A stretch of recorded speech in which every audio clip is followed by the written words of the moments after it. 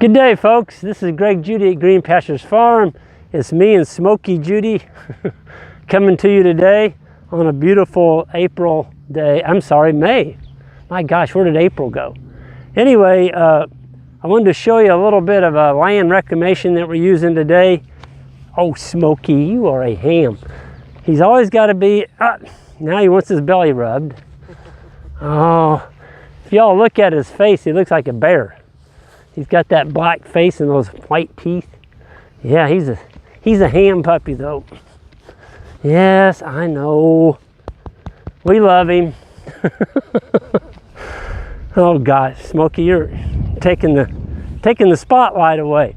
Anyway, what we've got over here, this is on Judy Farm, and we've got in this particular stretch here, there's let's see, 134 acres. We go from one gravel road clear through to the next, so it's about 1.5 miles through here. And what we have here is a trail, and this is put in by the people that were here before that were running some chickens on us. And, you know, when you got chickens, you got to go back and open them up in the morning and collect eggs and lock them up at night, so you can't help it. You're going to have 3 trips across your pasture. Well, that's in inclement weather because, you know, they didn't put them up in a greenhouse in the winter. They kept them out here on these pastures. And by doing that, you do get this permanent trail. So this is a road. You can see where the four-wheeler path was. There's not really any ruts, it's just you got bare soil. And I just can't stand to have bare soil. And this goes all the way through to the next, well, this piece right here is about 3/4 of a mile long. But Jan and I came out here, we're gonna tackle it in stages. And what we're doing is behind us here, you can see what we've done. So we put the seed down, and then over the seed we put down is fescue. We put down some cereal rye, some buckwheat, and a little bit of clover just to get a bunch of stuff on there. And a lot of it was used seed, but we had all this bare spots. And then we took this. This is just square bales of hay, little flakes, and you just shake it like that over your bare spots. And you don't want it very thick. You want it about like that. If you get it much thicker than that, it's not going to let the grass plants come up through the hay. You don't want a big thick mulch. You just want a layer on there to hold moisture when it rains. So we've done quite a bit. We've got all the way back to the corral here.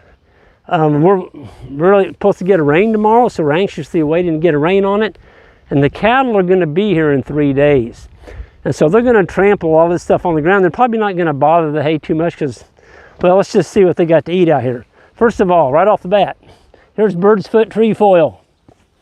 Wonderful, wonderful legume. They can eat all the bird's foot they want and they cannot bloat on that. It's a non-bloating legume. We go right next to Venus right here. She's the other little ham that's in the picture. Here's some alfalfa.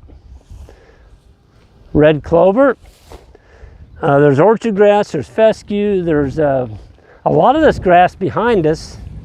You can see it's starting to go to seed. So there's bluegrass. It's already got a seed on it. And here's fescue. Folks, this is what we call boot stage. See, it's just starting to come out. Right there's the seed. That's called boot stage. Most of the seed is inside that sheaf. It's like a boot. Well, our job as grazers is to try and keep all your farm from going to seed and getting mature and turning to basically a tree. It's really, really hard for the animals to digest. We're trying to keep it more in a vegetative state. And so we're flying across our farms really quick. One beautiful thing, folks, about calving in the springtime, we had 2 more new ones this morning. I think we're up to 52 in 2 weeks, 2.5, 3 weeks. It's just they're cranking them out like crazy. Those cows, when they calve in the spring, the minute they calve, their intake doubles. So if you've got 100 cows and they all calve in 2 weeks, you've got 200 cows eating forage out there. In other words, they're taking in enough forage to feed 200. Well, isn't that handy? You've got all this spring flush grass in the springtime when they're calving, And now we've got cattle out here that are double the nutrient requirements, and it's here. And so they can eat a whole lot more forage and keep it more vegetative for you, and you may not have to clip as much of it. If this gets away from us, I don't normally clip until the second rotation, and then we mow it high. We just take off the seed stems. So this part here that comes out, just knock that off, because once the seed comes out, it sends the signal to the rest of the plant to quit leaf production. That's the only thing that plant cares about, is reproducing. Okay, that's the only focus of its whole life. But we walk out in here, this really got pugged really thick with cattle. And then after the cattle went through, we weaned the bolls at that point, and we brought the bolls out here and actually unrolled some hay in here. You can't even hardly tell where we unrolled the hay. If you look out here, well, I just can't find it. Where did it go? I can tell you where it went. The earthworms have already eaten it. They've already turned what the bolls trampled on the ground into earthworm castings. Isn't that right, Smokey? See, this is a smart dog. He knows. He's like Jim the Wonder Dog. Yes, you're a Wonder Dog, aren't you?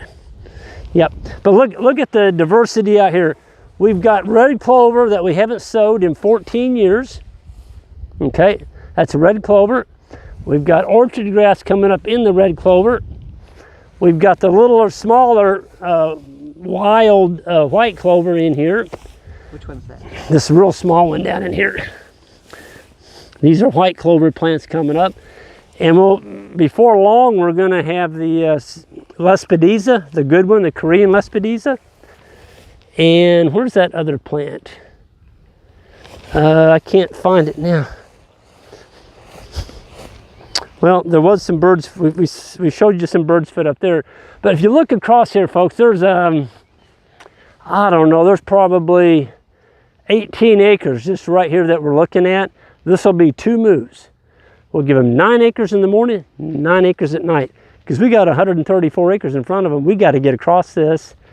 Plus, where we're bringing the cattle from, we'll have a cattle drive on Tuesday.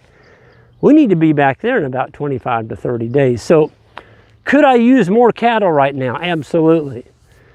Here's the problem. You bring in, Ian he likes to kind of jab me a little bit every year, and I love it.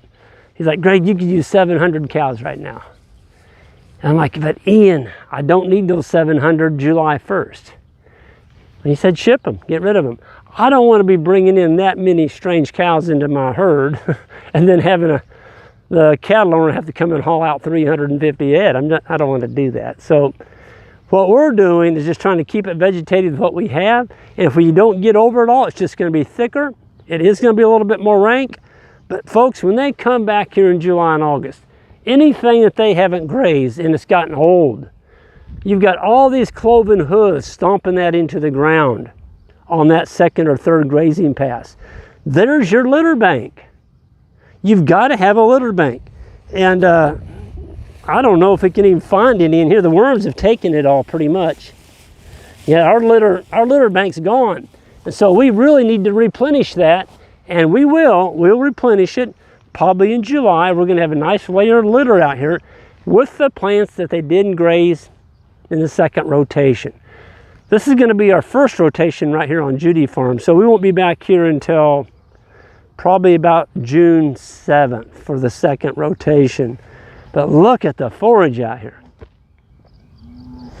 No chemical fertilizers, just some purchased hay unrolled in the wintertime when we needed it. The rest of it, the cattle did all the work. And that's what I'm so adamant about, is trying to get the livestock to do all the work for you as much as possible. So all this seeding out here, I'm getting this a lot. People say, but Greg, what kind of seeding should I do? And I'm telling you, if you're listening, seed 4 hooves. Put your money in 4 hooves and get them out here on the land. The seed is already in your seed bank. It's been there for thousands of years. Your soil and your environment is not being treated correctly for this to express itself. I didn't get this the first 2 or 3 years that I got this farm. I bought this from my uncle in, 1991. I was conventional. This thing was covered with ragweed, cedars, thorn trees, and moss. That's what you're looking at right here. But with good grazing management and some time, you can do this. You can turn it into a salad bar. And folks, this is the kind of forage that you can finish livestock on. You can get them fat. You don't need to be feeding them grain. Just feed them this. And in the end product, you have a really healthy product to give to your neighbor, not to give, but to sell, so you can make a good, healthy living on the land. And that's what it's all about. And with that, I'm gonna kind of end up right there, but for you new subscribers to the channel, or I'm sorry, new viewers, if you like what you're seeing, hit that subscribe button on the way out. And we're gonna be covering this. We're gonna be coming here on Tuesday. We might even show some of the cattle drive getting here. We're gonna be bringing 232 head down the road, plus 52 this morning, 53, 54 new babies. That's going to be fun. Some of these are only a week old, some of them are only days old. But between Isaac and Ben and I and Jan, we're going to get it done. And we've learned kind of how to do that. We might show step how we do that.